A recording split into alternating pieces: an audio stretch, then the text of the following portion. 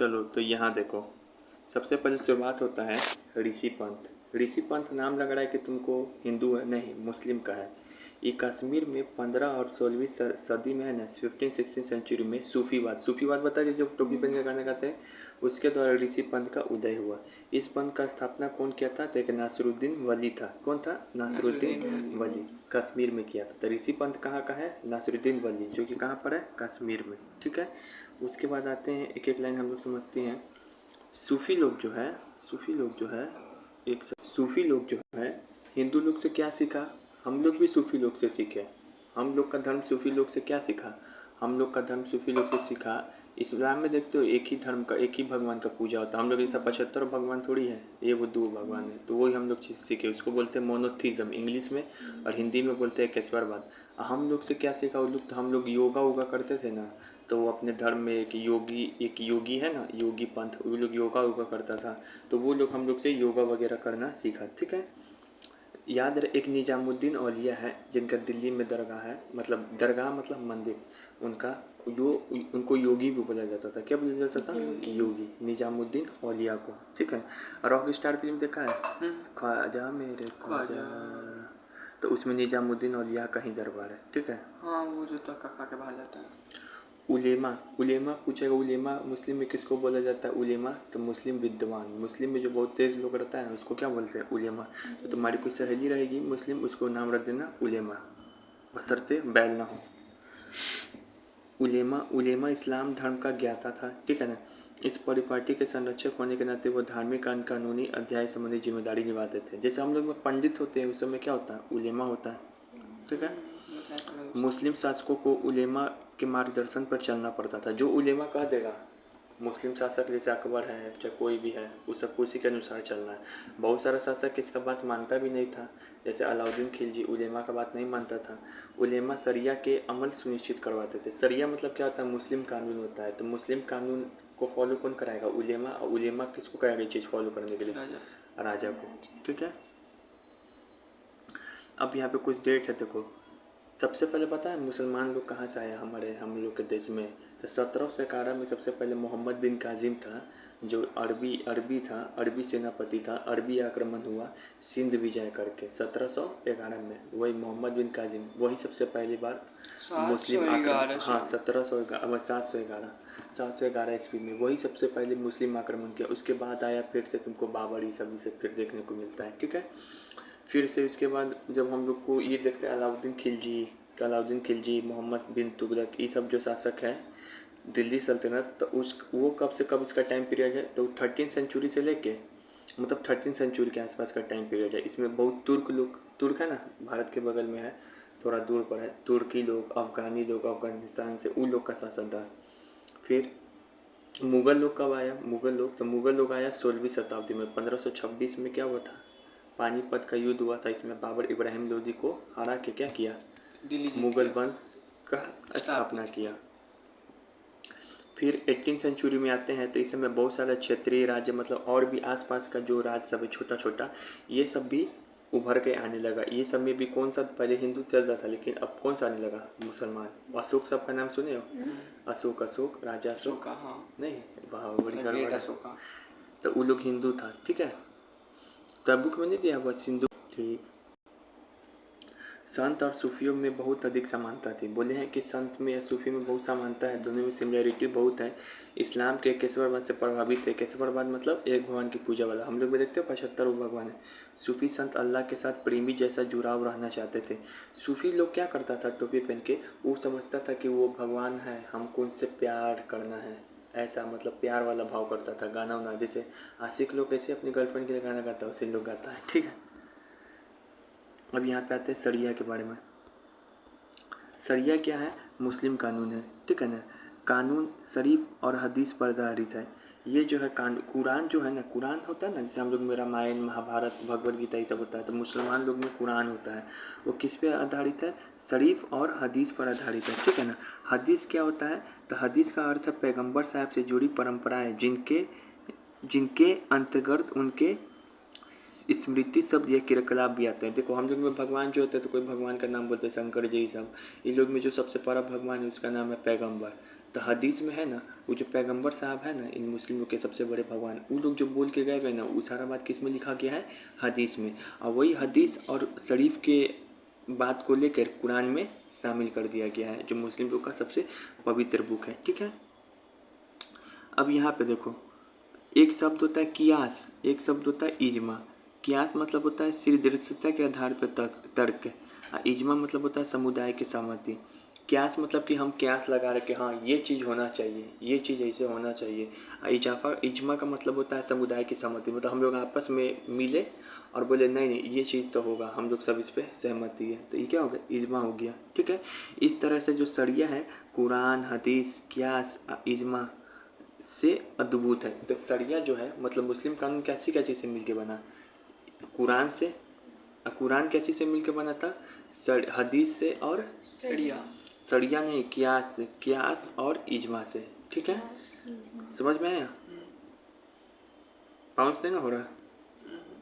चलो अब यहाँ पे देखते हैं। वास्तव में शासक शासितों की तरफ से काफ़ी लचीली नीति अपनाते थे। उदाहरण में बहुत सारे जो मुस्लिम शासक था ना, वो भूमि दान देता था, हिंदू लोग को भी दिया था, ठीक है ना, मुस्लिम लोग को भी दिया था, ठीक है ना, गैर मुसलमानों को भी दिया था उसके प्रति। जैसे एक बार अकबर है ना, तो दुर्गा जी का वो है, कहाँ जो था, कहाँ मंदिर वहाँ पे है ना, सोने का चक्र चढ़ाया था पीछे में कहीं पर है, ठीक है ना।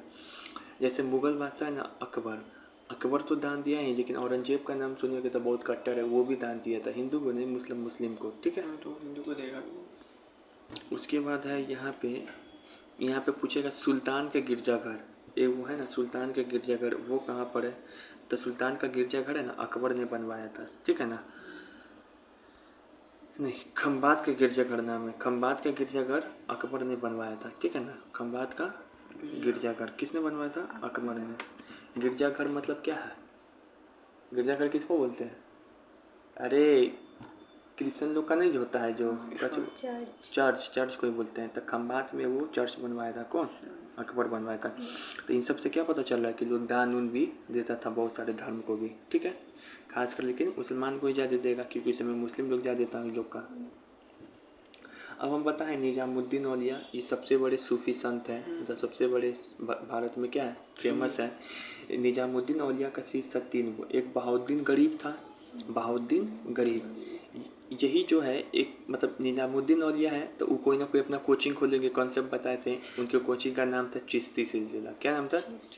चिश्ती सिलसिला। तो उसी में टीचर थे समझो। अब इनका 3 वो चेला आया, एक था बहाउद्दीन गरीब, एक था अमीर खुसरो, एक है नासरुद्दीन ए चिरागे, हाँ आमिर खुसरो, एक है चिरागे दहलवी, चिरागे दहलवी, ठीक है ना। तो बहाउद्दीन गरीब जो था ना, बहाउद्दीन गरीब ये निजामुद्दीन औलिया का शिष्य था। और ये क्या किया था, सूफी तो उत्तर भारत में चल रहा, हम लोग किधर चल रहा, दिल्ली के आसपास वाले रीजन में, इसको ले गया कहाँ पे, दक्षिण भारत में। जैसे रामानुजाचार्य नीचे से ऊपर ले गए थे, हाँ ये ऊपर से नीचे ले जा रहा। बहुत बढ़िया, तुम लोग समझ रहा है, तुम लोग समझ रहा है। अमीर खुसरो, हम लोग कव्वाली सुनते हो, कव्वाली बोले, कव्वाली गाना लगाइए, तो कव्वाली गाना इस कव्वाली गाना है ना अमीर खुसरो का ही देन है भारत में, अमीर खुसरो ही लाया था कव्वाली। राइटर भी था ना? राइटर भी था, बहुत चीज़ था ये अमीर खुसरो। फिर से ना इसको ये कहा जाता है 7 सुल्तानों का काल देखा था, मतलब 7 वो राजा इसके समय आया गया मर गया, जिंदे था, क्या खा के आया था ये। फिर नासिरुद्दीन चिरागे दहलवी, ये भी क्या है, निजामुद्दीन औलिया का शिष्य था, इसका उपनाम है चिरागे दहलवी। यहाँ पे देखो, एक फिरोज शाह तुगलक एक शासक थे, फिरोज शाह तुगलक, ये फिरोज शाह तुगलक एक शासक थे, वही ना ये चिरागे दहलवी का दरगाह भी बनवाया था। राजा को जिसके प्रति श्रद्धा है वो दरगाह बनवाएगा उसके लिए, जैसे तुम लोग को कहानी बताता हूँ, अकबर के टाइम पीरियड का नहीं है। फिर यहाँ पे देखो, रकस पूछता है, रकस शब्द का, अच्छा चलो, चिरागे दहलवी का मकबरा कौन बनवाया था, दरगाह? फिरोज शाह तुगलक। अच्छा, रकस का मतलब क्या होता है मुस्लिम लोग में? जैसे उलेमा का मतलब विद्वान होता है, रकस का मतलब नृत्य, नाच। ये गाने सुनिए, तेरे रक्से कमर, तो वो रकस हो गए। इसलिए रकस जो शब्द है ना, देखो इसका मतलब यही होता है नृत्य, ठीक है ना। आज से कोई डांस करे तो कहे रकस क्यों कर रही हो, ठीक है। अब यहाँ पे देखो, एक खोज की पांडुलिपि, एक खोज की पांडुलिपि, पांडुलिपि लिपि होता है, ठीक है ना। खोज की एक लिपि है, क्या है, खोज की एक लिपि है। खोज की लिपि में लिपिबद्ध करने से पहले जीनन का मौखिक प्रेषण होता था। खोज की लिपि स्थानीय लंडा व्यापारियों की संक्षिप्त लिपि से निकली है। अजीब अजीब नाम होता है इसमें। पंजाब, सिंध और गुजरात के खोजा लोग सभी गैस का प्रयोग करते थे। यहाँ देखो हंसो मत। देखो ये जो शब्द है ना, समझ रहे हो क्या बोलना चाह रहे हैं? इसका मतलब होता है व्यापारी। इसका मतलब क्या होता है? व्यापारी लोग इस लिपि का प्रयोग करते थे। बहुत तुम लोग गंदा बच्चा। लेकिन पंजाब, सिंध और गुजरात में खोजा लोग क्या करते थे? इसका व्यापार। देखो स्थानीय व्यापारी जो था ना, लोकल व्यापारी, इसको उस समय ये बोला जाता था मुस्लिम लोग के दौरान। ठीक है। क्या सर, क्या क्या पढ़ा रहे हैं? देखो लिखा हुआ है, हम नहीं पढ़ा रहे, बुक टाइप किया हुआ है।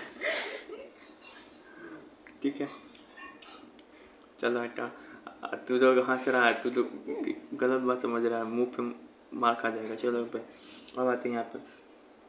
खोजा इस्माइली, जो सिया समुदाय के लोगों ने कुरान के विचारों को अभिव्यक्ति के लिए देसी साहित्यिक विद्या का सहारा लिया।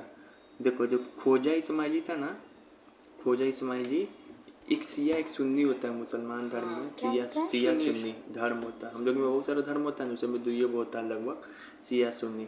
तो उसी जो सिया इस खोजा इस्माइली ने सिया समुदाय का लोग था। वो कुरान के विचारों को मतलब कि सबको समझाने के लिए जो भी लिटरेचर है ना, बुक वगैरह, उसका सहारा लिया था। ठीक है ना। अच्छा, जीनन मतलब क्या होता है? जीनन मतलब होता है वेदोपीठ संस्कृत शब्द ज्ञान से। देखो जीनन मतलब क्या होता है मुसलमान में? ज्ञान। इसको जीनन है मतलब इसको ज्ञान है। ठीक है। नाम से भक्ति गीत है जो राग में निबंध हो। पंजाबी, मुल्तानी, सिंध, हिंद, कच्छ, गुजराती में दैनिक प्रार्थना के दौरान गाए जाते थे। ठीक है ना। तो जीनन नाम से भक्ति गीत, ये जो है ना, जीनन नाम का एक भक्ति गीत होता था। वो पंजाब, मुल्तान, सिंध, गुजरात और ये गुजराती हिंदी में ये लोग क्या करता था? गाता था जीनन नाम से भक्ति गीत। ठीक है, याद रहेगा। इसके अलावा अरब मुसलमान व्यापारी जो मालाबार तट केरल के किनारे बसे, उन्होंने न केवल स्थानीय मलयालम भाषा को अपनाया अपितु स्थानीय आचारों, मातृकुलीयता और मातृगृहता को भी अपनाया। देखो पता है, अरब बोले थे, अरब सबसे पहले आक्रमण किया था मुस्लिम, तो उसके साथ व्यापारी लोग भी आया था। अरब का हम लोग के साथ व्यापार होता था। ठीक है ना। तो अरब आके बस भी गया केरल के पास। केरल के पास बसा, कहाँ पे? मालाबार तट के पास। तो वो लोग अरबी है तो अरब लोग है तो अरबी भाषा बोलेगा, लेकिन यहाँ पे आके वो लोग हम लोग का भाषा बोला। कौन? मलयालम भाषा। कौन भाषा बोला? हाँ, केरल में जो भाषा बोलते हैं उसको क्या बोलते हैं? मलयालम। उसके बाद जो है जो स्थानीय जो विचार है उसको भी अपनाया। मातृकुलीयता और मातृगृहता मतलब कि मम्मी को इसमें इम्पोर्टेंस देना, ऐसा टाइप का समझ जाओ। ठीक है। तो अरब व्यापारी ने क्या क्या अपनाया? एक तो मलयालम भाषा अपनाया, मातृकुलीयता और मातृगृहता अपनाया। जीनन क्या था? एक भक्ति गीत था जो कि बहुत सारा सिंधी में, हिंदी में, गुजराती में, ये सब में गाया जाता था। अब ये सब नहीं पढ़ रही, क्या लिखा हुआ है? कच्छी। फिर तो लोग हंसेगा। ठीक है, ये मुस्लिम नाम है सब। मुस्लिम लोग आ गए। ठीक है। मध्य एशिया के सूफी संतों में किसका नाम प्रमुख है? यहाँ पे देखो, अब है ना, हम पता है सूफी बात का उदय कहाँ से हुआ? भारत में थोड़ी हुआ। भक्ति का उदय तो भारत में हुआ। भक्ति हाँ, मध्य एशिया में हुआ था। कहाँ हुआ था? मध्य एशिया में भी। मिडिल एशिया में कहाँ पे हुआ था? ईरान से। कहाँ से? ईरान से। तो मध्य एशिया में कुछ प्रमुख सूफी संत का नाम देखो, यहाँ पे 8 लिखे हैं, यानी कि 8 के एनसीईआरटी में ये नाम दिया हुआ है। ठीक है ना। गजवाली, रूमी, सादी। गजवाली, रूमी और सादी, ये मिडिल एशिया के प्रमुख सूफी संत हैं। कौन कौन? गजवाली, रूमी और सादी। मातृगृहता क्या है? अभी बताए थे मातृगृहता। माँ को इम्पोर्टेंस देना। हाँ, तो यहाँ पे मातृगृहता वह परिपाटी है जहाँ स्त्रियाँ विवाह के बाद अपने मायके में ही अपनी संतान के साथ रहती है और उनके पति उनके साथ आकर रह सकते हैं। मतलब पहले क्या है कि इसमें मातृगृहता का मतलब ये है कि शादी हो गया, बच्चा पैदा हो गया, तो पहले पति लोग है ना अपनी वाइफ को छोड़ के चला जाता था व्यापार पे। जब बोला जाता था कि नहीं रहो, लेकिन उसमें पति लोग क्या है अपने साथ भी रह सकता था। अरबी लोग ये चीज़ फॉलो नहीं करता था, लेकिन मातृगृहता हम लोग के समय में तो चलता था भारत में, तो ये वाला चीज़ अपनाया था। ठीक है ना। अब जो है ना यहाँ पे देखो एक है एक मस्जिद है, ये देखो मस्जिद है, दिखाई पड़ रहा है? कश्मीर में है शायद ये मस्जिद, रुको तो कहाँ पर है? देख के लग रहा है कश्मीर का कश्मीर के इधर साइड का है, ठीक है ना। मस्जिदों के कुछ स्थापत्य संबंधित तौर पर सार्वभौमिक थे, मतलब ऐसा कुछ इसमें विशेषता था इस मस्जिद में यहाँ पे कि जो सब जगह एकदम सेम रूप में लागू हुआ करता था, ठीक है। ये लोग कैसा मस्जिद बनाता था, तो इस्लाम का सबसे बड़ा मंदिर कहाँ पर है? जैसे हम लोग का वैष्णो देवी ये सब होता है, ये लोग का सबसे बड़ा मंदिर है मक्का मदीना। कहाँ पर? Mecca Medina. हाँ, सऊदी अरब में है, ठीक है ना। अरे सऊदी अरब में है, उसका इजी जाएगा, ठीक है। तो अरे यार रुक जा, तो सऊदी अरब में है, ठीक है, रुक जा। चलो यहाँ पे, तो यहाँ पे देखो, तो इन लोग का जो मंदिर का जो इमारत है ना, इमारत उसी तरफ झुका हुआ रहेगा जिस तरफ मक्का रहेगा। मंदिर का इमारत उसी तरफ झुका रहेगा जिस तरफ मक्का मतलब क्या होता है? मक्का मतलब मंदिर मक्का की तरफ अनुष्ठान रहेगा। जो मेहराब यानी कि प्रार्थना का आला बोलते हैं इसको, फिर मिंबर यानी व्यासपीठ, मेहराब मतलब प्रार्थना का आला, फिर मिंबर यानी व्यासपीठ की स्थापना लक्षित होती है। मतलब ये सब छोड़ो, इतना इम्पोर्टेंट नहीं है। ये वाला जो है ना मस्जिद कहाँ पर है? केरल में है। कहाँ पर है? केरल के 13वीं शताब्दी में एक मस्जिद, इसके शिखर का आकार एक छत्र की पे गौर कीजिए, मतलब देखो घर टाइप का है, लेकिन अब दूसरा टाइप का मस्जिद बनता है। तो वो केरल में है ये वाला, ठीक है। अच्छा, सूफियों ने पैगंबर मोहम्मद को क्या बोला? पैगंबर मोहम्मद कौन थे? सबसे बड़े भगवान मुस्लिमों के। इनको इंसानी कामिल बोला गया। क्या बोला गया? इंसानी कामिल इनको बोला गया था, ठीक है।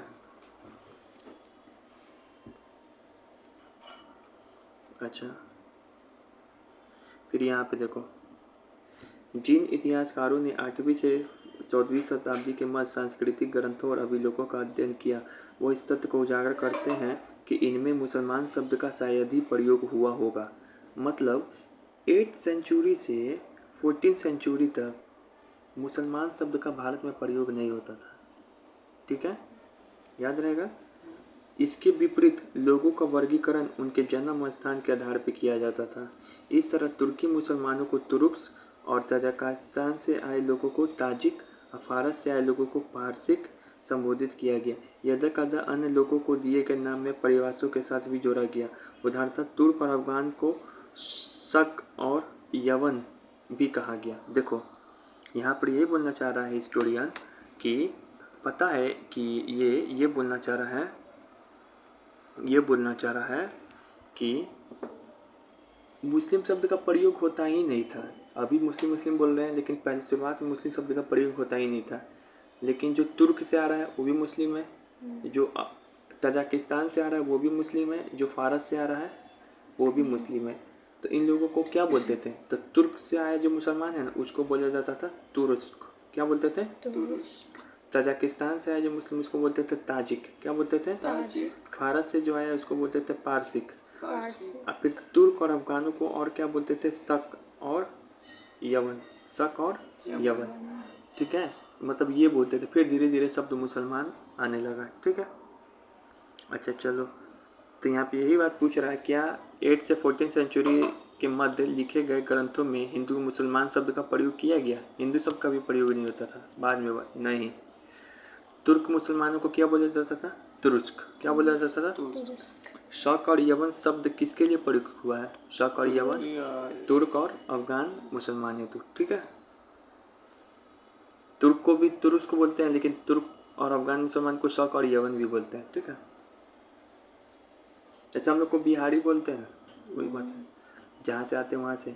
अच्छा, मलेच्छ शब्द किसके लिए प्रयोग हुआ है? तो मलेच्छ शब्द प्रयोग हुआ है इसके लिए, ए वो तो हुआ है सानवी के लिए, ए वो है किसके लिए? मुझे नहीं नहीं आता मलेच्छ है क्या। देखो मलेच्छ पहले किसको बोला जाता था? अभी लोग सोचता है कि जो नहीं आता उसको मलेच्छ बोला जाता। नहीं, जो वर्ण नियमों का पालन नहीं करे, जो संस्कृत से उपजे शब्द वाली भाषा को नहीं बोलते हैं, तो संस्कृत बोलते हैं हम लोग, तो मलेच्छ है। पहले के जाने मलेच्छ इसको बोलते थे, ठीक है। अब यहाँ पे देखो श्रीनगर का मस्जिद, ये तुम देखा होगा, ये मस्जिद पता है कहाँ है? ये देखा है फिल्म तुम लोग, ये बजरंगी भाईजान। देख ये वाला मस्जिद है, याद आ रहा है कुछ इसे? जाती है बेचारी वो गाना के समय याद नहीं चल उसके तोरा गाना ही जाना है। नहीं। चलो तो ये है बजरंगी भाईजान वाला। देखो श्रीनगर का जो झेलम नदी है ना, उसी के किनारे बना है। 21, ठीक है ना, उसी के किनारे बनी शाह हमदान मस्जिद। क्या नाम है इस मस्जिद का? शाह हमदान मस्जिद। हमदान मस्जिद क्या है? शाह हमदान मस्जिद। ये कश्मीर के सभी मस्जिदों में से सबसे सुंदर मस्जिद है। इसको मुकुट का नगीना भी बोलते हैं। मुकुट का नगीना। तो मुकुट का नगीना किस मस्जिद को बोला जाता है? शाह हमदान मस्जिद, जो कश्मीर में है। इसे भी याद कर सकते हो। मुकुट क्या करते हैं हम लोग? दान करते हैं। मुकुट क्या करते हैं? दान करते हैं। तो ये हो गया। ये पूरा लकड़ी से बना हुआ मस्जिद है, ठीक है ना। पूरा क्या चीज़ से बना हुआ मस्जिद है? लकड़ी से बना हुआ मस्जिद है। तो बजरंगी भाई पहचान में जो मस्जिद है, किसका मस्जिद है? शाह हमदान। इसको मुकुट का नगीना भी बोलते हैं, ठीक है। फिर देखो सलात। सलात मतलब क्या होता है? प्रेयर, प्रार्थना करना है, ठीक है ना। सूफी मत का विकास सूफी मत का विकास कब हुआ था? 12वीं और 13वीं सदी में, ठीक है ना। इस्लाम की आरंभिक शताब्दियों में धार्मिक और राजनीतिक संस्था के रूप में खिलाफत की बढ़ती विशेष शक्ति के विरुद्ध कुछ आध्यात्मिक लोगों ये तो जरूरी नहीं।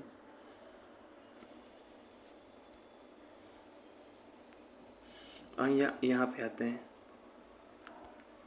ये बात यहाँ पे देखो, सूफीवाद 19वीं शताब्दी में मुद्रित एक अंग्रेजी शब्द है, ठीक है ना। इस सूफीवाद के लिए इस्लामी ग्रंथों में जिस शब्द का इस्तेमाल हुआ है वह है तसव्वुफ़। देखो सूफीवाद हम लोग उतना देर से बोल रहे हैं ना, सूफी सूफी सूफी, ये इंग्लिश शब्द है। इस्लाम का जो ग्रंथ है, मुस्लिम लोग का बुक, उसमें क्या लिखा हुआ है इसके लिए? तसव्वुफ़। तसव्वुफ़। हाँ, तो सूफी। तो हम मतलब उतना देर से क्या बोलना चाह रहे थे? तसव्वुफ़ तसव्वुफ़, ठीक है। कुछ विद्वानों के अनुसार, लेकिन कुछ लोग बोलता है कि ये सूफी शब्द है ना, सूफ से निकला है। क्या चीज़ से निकला है? सूफ। सूफ शब्द का अर्थ क्या होता है? ऊन। ऊन। यह उस खुरदरे ऊन कपड़े की इशारा करता है जिसे सूफी पहनते थे। देख कल हम गाना सुनाए थे तो देखे थे, व्हाइट कलर का पहना हुआ था सब, वो ऊन का कपड़ा पहना रहता है। वो ऊन का, ठंडा में ठंडा, गर्मी में नहीं, ठंडा में गर्मी है, गर्मी में ठंडा देता है, वैसा ऊन है, ठीक है। वही सूफी लोग पहनता था, ठीक है। ऐसा कपड़े इस कारण पहनता था ताकि वो लोग अपने आप को हर एक परिस्थिति में क्या करें? ढाल सके, ठीक है ना। अन्य विद्वान इस शब्द की उत्पत्ति सफ़ा से मानते हैं, लेकिन कुछ लोग मानना है कि शब्द की उत्पत्ति किससे हुआ है? सफ़ा, ठीक है ना।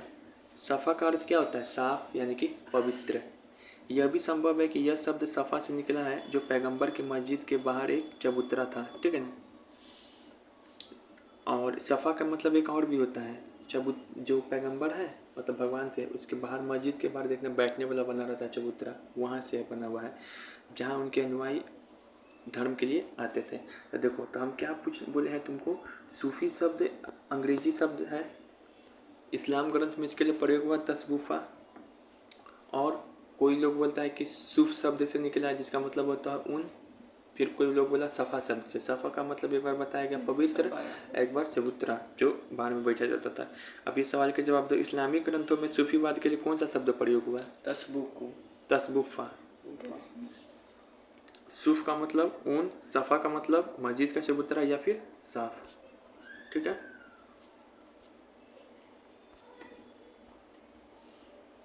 बजा रहे हैं झूठो के।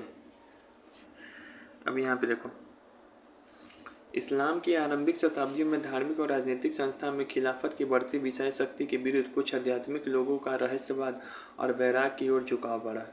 इनमें सूफी कहा जाने लगा। इन लोगों की रूढ़िवादी परिभाषाओं और तथा धर्मचारियों द्वारा की गई कुरान और सुन्ना पैगंबर के व्यवहार की बौद्धिक व्याख्या की आलोचना की। इसके विपरीत उन्होंने मुक्ति की प्राप्ति के लिए ईश्वर की भक्ति और उनके आदेशों का पालन पर बल दिया। उन्होंने पैगंबर मोहम्मद को इंसान कामिल, इतवादाई देते पैगंबर मोहम्मद को इंसान कामिल बोला। सुन्ना मतलब क्या होता है? सुन्ना मतलब पैगंबर का व्यवहार, पैगंबर किस तरीके से व्यवहार करते हैं, उसका मतलब क्या होता है? सुन्ना होता है। दो धर्म होता है, सिया सुन्नी ना, सुन्ना है, ठीक है ना। ये हो गया। अच्छा, खान का क्या होता है? खानका नाम है ना, खूब जोधा कौन में सुनी होगी, खानका में है वो अभी। खानका का शाब्दिक अर्थ होता है धर्मशाला। धर्मशाला का मतलब जहाँ सूफी लोग का रहते हैं ना, कोचिंग, उन लोग का कोचिंग को समझो खानका, ठीक है ना। 11वीं शताब्दी तक आते आते सूफीवाद एक पूर्ण विकसित आंदोलन था। मतलब 11वीं सेंचुरी तक आते आते सूफीवाद एकदम भारत में विकास हो गया था, जिसका सूफी और कुरान से जुड़ा अपना साहित्य था। इनका अपना सूफी भी था, कुरान भी था, मतलब बुक था। संस्थागत दृष्टि से सूफी अपने आप को एक संगठित समुदाय यानी कि खानका यानी कि फारसी के इर्द गिर्द स्थापित करते थे। मतलब खानका मतलब कोचिंग हो गया उन लोग का, उसी के आसपास रहते थे। खानका का नियंत्रण शेख, शेख मतलब क्या होता है, इसका कंट्रोल कौन करता था, शेख। शेख कौन था उस समय, अरबी, अरबी मतलब व्यापारी, पैसा वाला जो लोग था वही उसको क्या करता था, चलाता था। पीर अथवा मुर्शीद के हाथ में था। तो इसका कंट्रोल किसके किसके हाथ में था, खानका का। एक तो अरबी लोग जिसको शेख बोलते थे, पीर अथवा मुर्शीद। पीर मतलब क्या होता है, गुरु। पीर मतलब क्या होता है, गुरु, उन लोग के हाथ में था। वे अनुयायी मुरादे, मुराद, मुरीदो, मुरीद किसको बोलते हैं, पीर बोलते हैं गुरु को, मुरीद बोलते हैं चेला को। कि वो चेला लोग की भर्ती कर, तुम लोग हमारा क्या है, मुरीद है, हम तुम लोग के क्या है, पीर। अपने वारिस खलीफा की नियुक्ति करते हैं। और फिर क्या है कि जो अपना, अब मान लो कि पीर के बाद कोई और आएगा तो वो अपना चुनता भी था कि पीर के बाद कौन आएगा, तो इसको बोलते थे वारिस को खलीफा। आध्यात्मिक व्यवहार के नियम निर्धारित करने के अलावा खानका में रहने वाले लोगों के बीच के संबंध और शेख जनसामान्य के बीच रिश्तों की भी सीमा तय करते थे। बोल रहे हैं किस तरीके से आध्यात्मिक व्यवहार रहना चाहिए, पूजा पाठ इस तो करना ही नियम बताते ही थे। इसके अलावा खानका में बहुत सारा लोग रहता था, ठीक है ना। उसमें शेख रहता था और आम लोग भी रहता था, तो उसके बीच में भी रिलेशन कैसा होगा, कैसे तुम रहोगे, वो भी डिसाइड करते थे, ठीक है।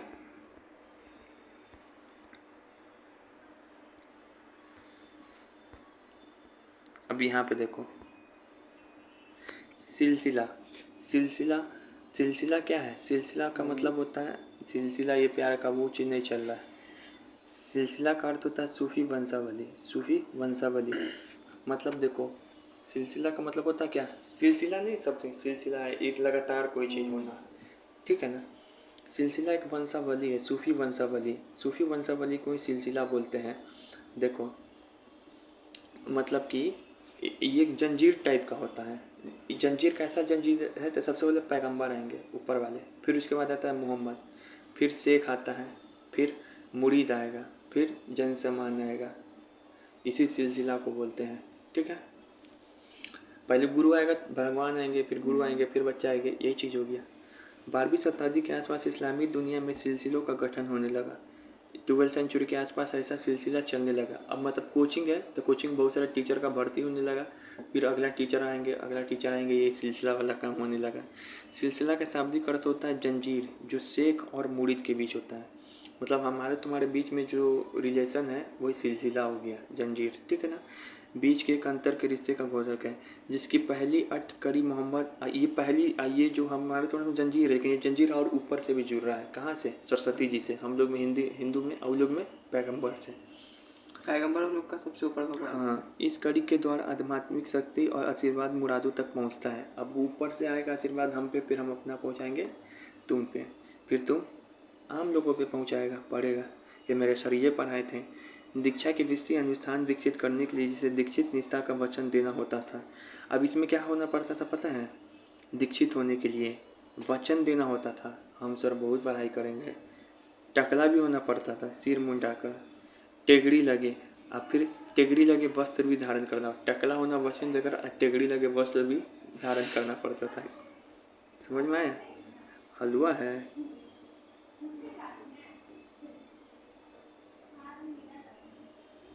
फिर यहाँ पे देखो खानका के बाहर, इधर खानका के अंदर ही सब चीज़ हो रहा है, खानका के बाहर क्या होता था, खानका मतलब कोचिंग, कोचिंग के बाहर क्या होता था उन लोग के। तो देखो ये कुछ रहस्यवादियों ने सूफी सिद्धांतों की मौलिक व्याख्या के आधार पे नवीन आंदोलनों की नींव रखी। खानका का तिरस्कार करके यह रहस्यवादी फकीर की जिंदगी बिताते थे। निर्धनता और ब्रह्मचार्य को उन्होंने गौरव प्रदान किया। इन्हें विभिन्न नामों से भी जाना जाता था, कलंदर, मदारी, मलंग, हैदरी आदि। शरिया की अवहेलना करने के कारण इन्हें बेशरिया भी कहा जाता था। इस तरह से उन्हें शरिया का पालन करने वाले को बाशरिया कहा जाता था। देखो, बोला कि ना हम कोचिंग वोचिंग में नहीं पढ़ेंगे, खानका में नहीं रहेंगे, तू लोग खाली कहता है गरीब रहो, शांति से रहो, अपने आप को रहस्य रूप में रहो, एकदम ये सब बात नहीं मानेंगे हम, ठीक है ना। हम क्या है ना ही हम शरिया का फॉलो करेंगे, मुसलमानी कानून है, हम अपना नया चीज़ फॉलो करेंगे, ठीक है ना। तो खानका का विरोध किया। इसी लोग को मुस्लिम में क्या बोला गया, कलंदर, मदारी। मदारी नाम सुने, मदारी। तो मलानी नहीं, मनाली नहीं, मदारी, कुल्लू मदारी, फ़कीर, मदारी, मलंग, हैदरी, इसी लोग को कलंदर, इसी लोग को बोला गया जो खान का के बाहर रहता था और खान का क्या करता था, विरोध क्या करता था, ठीक है ना।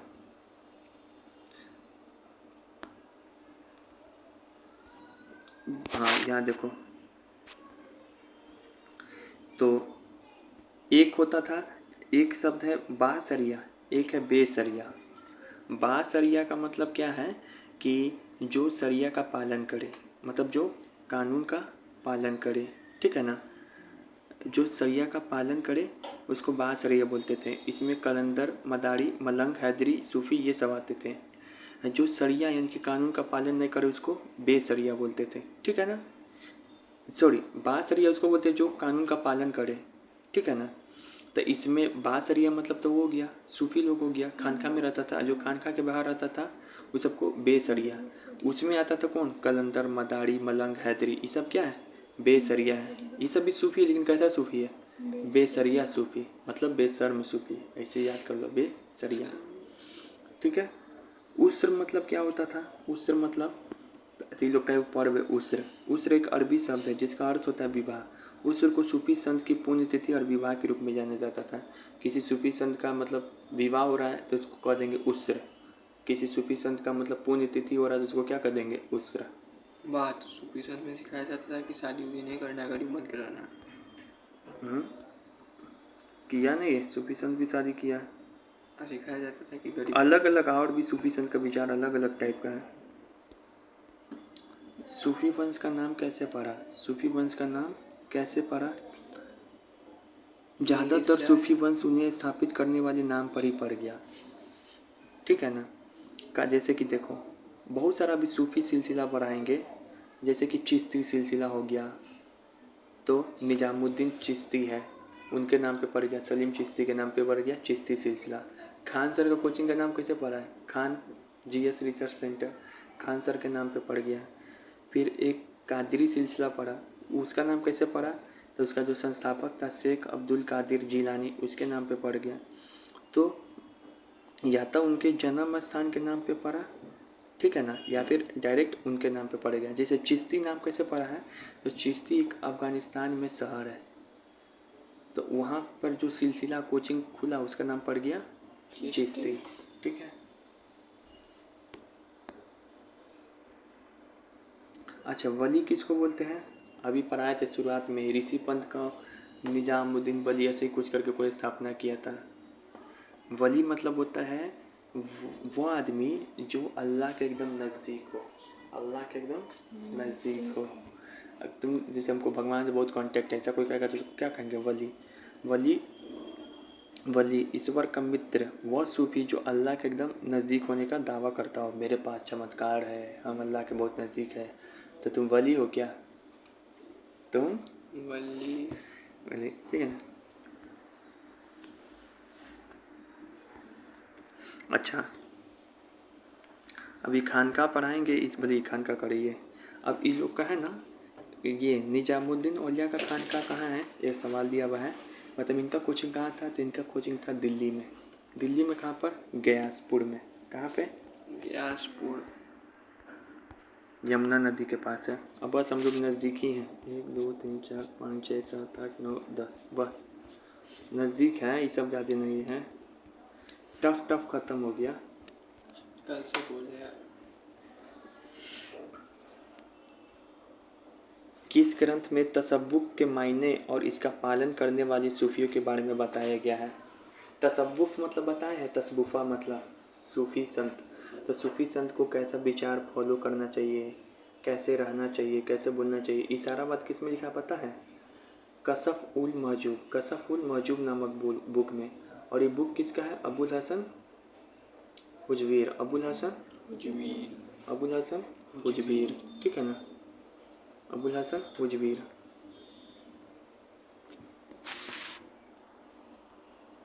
फिर यहाँ पे देखो चिश्ती नाम कैसे पढ़ा है?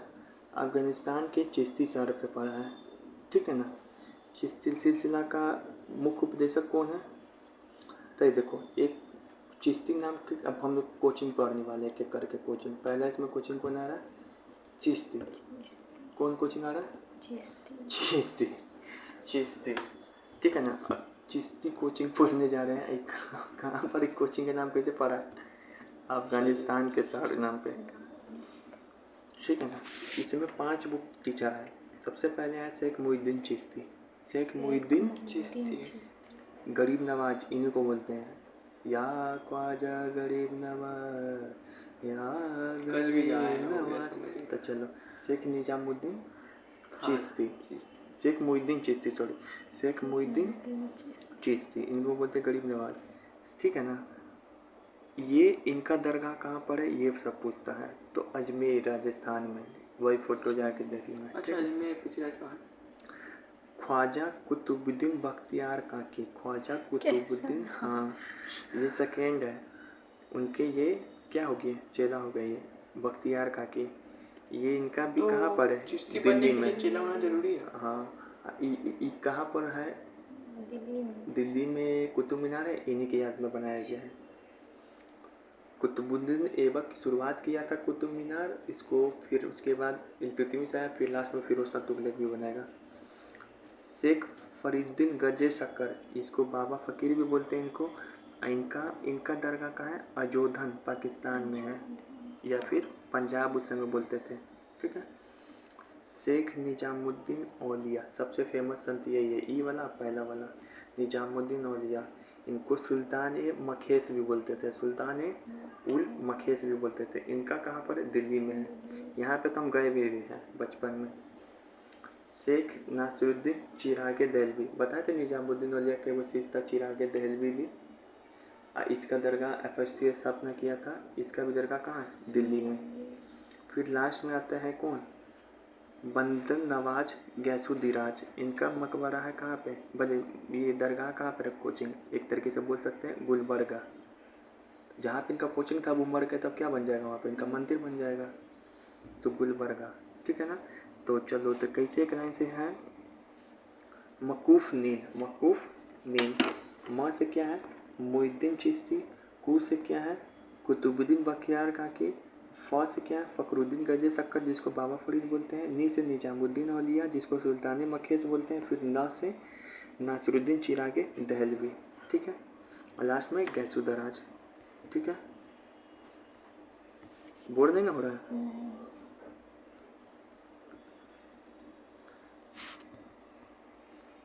बोल भी देंगे तो आप फिर भी पढ़ाई भी कीजिएगा, इससे बोल अच्छा सब बोलिए दे रहे कि नहीं बोर नहीं हो रहा। फिर से यहाँ पे देखो हम लोग में लंगर बोलते हैं ना, लंगर भंडारा को, वो लोग में लंगर को बोलता है फुतूफ। क्या बोलते हैं? तो उसी को बोलते हैं बिन मांगी खैर, नित्य खैर मांगा, नित्य खैर नहीं मांगा वो, तो ठीक है ना। बिन मांगी खैर, फुतू मतलब उसको क्या, वो लंगर को बोलता था, ठीक है। हसन, देखो ये जो सूफी लोग के बारे में भारत में बहुत सारे इतिहासकार लिखा है। अमीर खुसरो, एक है हसन सिज्जी, एक जियाउद्दीन बर्नी, ये लोग शामिल है, ये लोग लिखा था, ठीक है ना।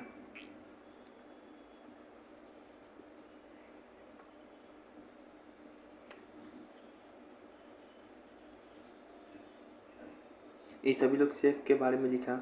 अब यहाँ पे देखो कुछ स्थानीय परंपरा थे जिसको अपनाया गया भारत में। जैसे शेख के सामने जब शेख दिखाई पड़े अरबी, उसके सामने झुक जाना, फिर मिलने वाले को पानी पिलाना, जल ग्रहण कीजिए, फिर दीक्षितों को सर मुंडवाना, फिर योगिक व्यायाम करना, ये सब व्यवहार है जो भारत में आके लोग क्या किया, फैलाया, अपनाया भी, ठीक है। सूफी लोग। शेख निजामुद्दीन ने कई आध्यात्मिक वारिसों का चुनाव किया और उन्हें उपमहाद्वीप के विभिन्न भागों में खानका स्थापित करने के लिए नियुक्त किया। जो शेख निजामुद्दीन थे ना, वो बहुत सारे अपने वारिस मतलब कि अगला खलीफा उत्तराधिकारी कौन बनेगा उसका चुनाव किया और अलग अलग भाग में क्या किया, खानका स्थापित किया।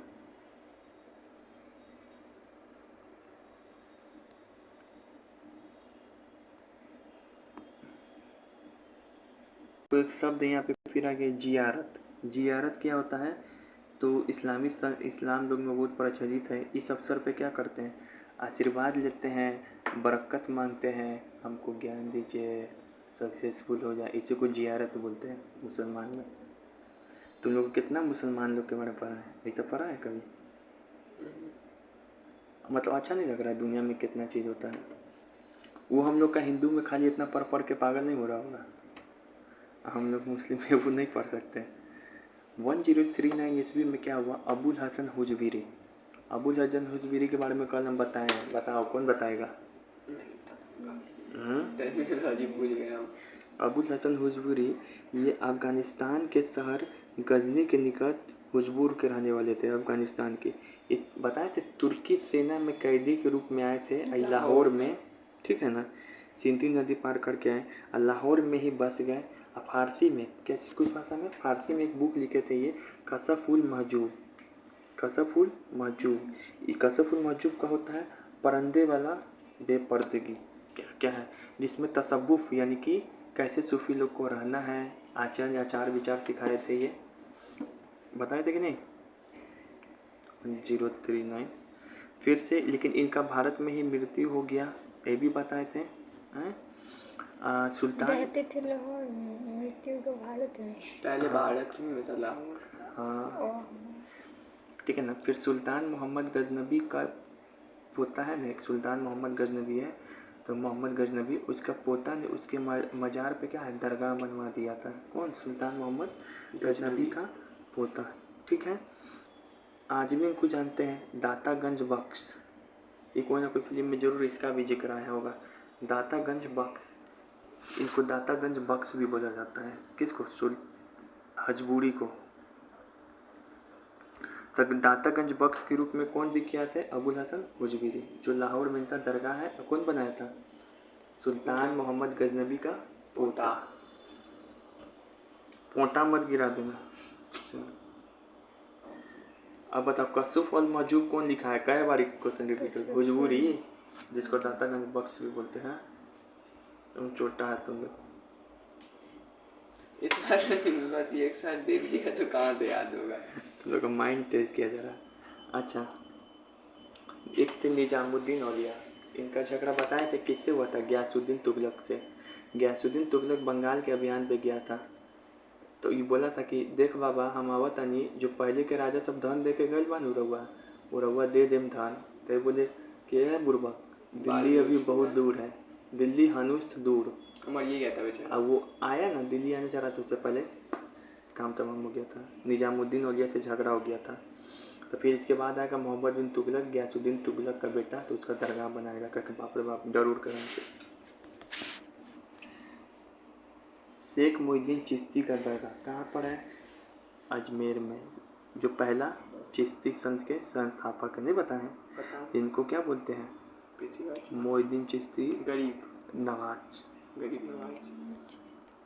ख्वाजा मोहिद्दीन चिश्ती का दरगाह सबसे पहले किताबी जिक्र कहाँ पे मिलता है? यह दरगाह शेख की सदाचारता, धर्मनिष्ठा तथा आध्यात्मिक वारिसों की महानता की राशि मेहमानों के लोकप्रिय है। मोहम्मद बिन तुगलक पहला सुल्तान था जो इस दरगाह पे आया था। तो पूछेगा, मोहम्मद बिन तुगलक के बारे में 2 सवाल पूछता है, ये पगला सुल्तान था। तुम 7th में जाएगे ना, तो उसमें मोहम्मद बिन तुगलक आएगा, देखना। स्वयं की था वो है मोहम्मद बिन तुगलक।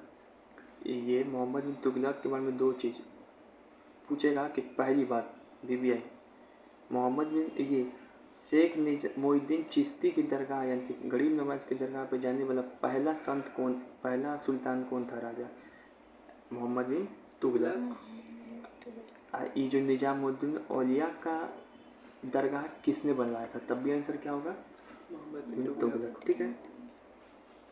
इस दरगाह पे है, किंतु शेख की मज़ार पर सबसे पहली इमारत गयासुद्दीन खिलजी।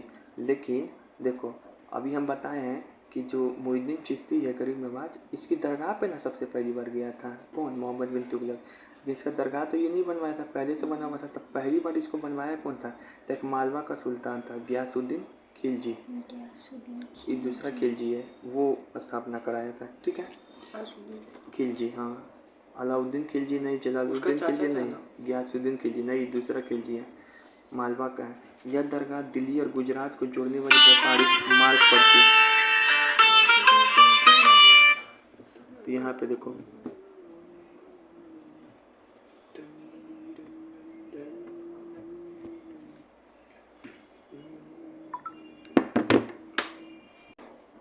ठीक है, तो ये हो गया। ठीक है, इनका दरगाह जो था ना, दिल्ली और गुजरात के रास्ते पे जो व्यापारिक मार्ग था, जहाँ पे व्यापार होता था, उसी रास्ते पे था इनका दरगाह। ठीक है, 16वीं शताब्दी तक आते आते अजमेर का यह दरगाह बहुत ही लोकप्रिय हो गया और यहाँ से बहुत सारे तीर्थयात्री लोग गुजरता था। ठीक है ना, तो तीर्थयात्री के बचनों ने अकबर को यहाँ आने के लिए प्रेरित किया। अकबर जो है 14 बार इनके दरगाह पे गया हुआ, राजा होके विष मांगता था। कई बार तो हाँ, एक साल में 2-3 बार जाता था। ठीक है, अकबर सबसे पहली बार कब गया था, 1562 में गया था इनके दरगाह पे, और टोटल 14 बार गया था इन्हीं से। ठीक है, तो बादशाह लोग ही जाता है उनके दरबार पे। अकबर का जन्म कब हुआ था? दूर यार, अकबर का जन्म को हुआ था वो सब मैं पता, 1605 में नहीं, 1504 1605 में नहीं, 1605 में वो टपक गया था, वो उसका जन्म हुआ था, ये याद नहीं आ रहा। ये याद नहीं। शेख निजामुद्दीन औलिया उनके शिष्य अमीर खुसरो की 17वीं शताब्दी का एक चित्र। शेख निजामुद्दीन औलिया का शिष्य था ही अमीर खुसरो, मतलब ये बताना चाह रहा है। ठीक है,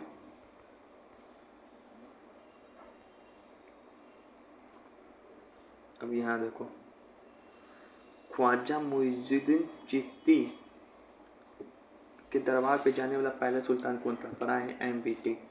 मोहम्मद बिन तुगलक। लेकिन इसकी इमारत कौन बनवाया था, मालवा का एक गयासुद्दीन खिलजी था वो। गयासुद्दीन खिलजी।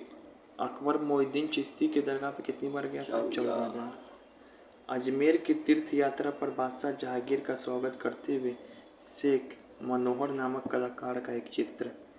तो अगर ये वाला चित्र है, ये चित्र क्या बता रहा पता है, मनोहर ने बड़ा मनोहर चित्र बनाया। अजमेर की तीर्थ यात्रा पर